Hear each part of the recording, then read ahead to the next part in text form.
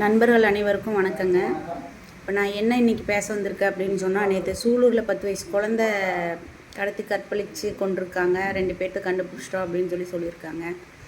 திமுக ஆட்சியில் தான் அப்படி நடந்துச்சுன்னா அரசியல் சரியில்லை அப்படிங்கிறீங்க. இப்போது டிவி ஆட்சியில் இது நடந்திருக்கு.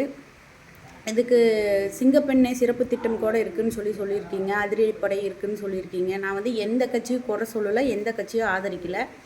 இது ஒரு 10 வயசு குழந்தையோட அம்மா அப்படிங்கிற ஒரு மென்டாலிட்டியில் தான் நான் இப்போ பேசுகிறேன். இப்போ இதுக்கு என்ன நடவடிக்கை எடுப்பீங்க முதலமைச்சர் அவர்களே? இதுக்கு என்ன தண்டனை கொடுப்பீங்க?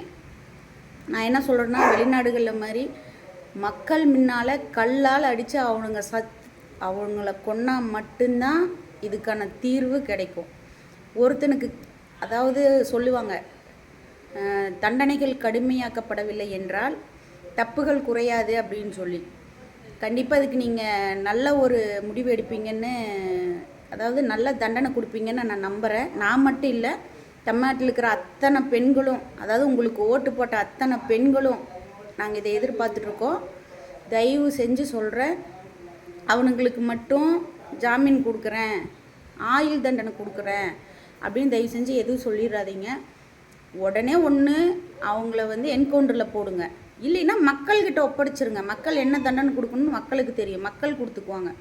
ஏங்க, ஈயரும்பு கடிக்காமல் ஒரு குழந்தைய 10 வருஷம் வளர்த்தி அது இந்த கொடூர மிருகங்களுக்கு இரையாக்கிறதுக்கு தான் நாங்கள் பெற்று வளர்த்தி கொடுக்குறோமா? சொல்லுங்கள் பார்ப்போம். நான் என்ன சொல்ல வரேன்னா, இது கண்டிப்பாக இந்த தண்டனை கடுமையாக்கப்பட வேண்டும். அவ்வளோதான் நான் சொல்கிறது. ஏதாச்சும் நான் தப்பாக ஏதாச்சும் சொல்லியிருந்தால் மன்னிச்சுக்கோங்க.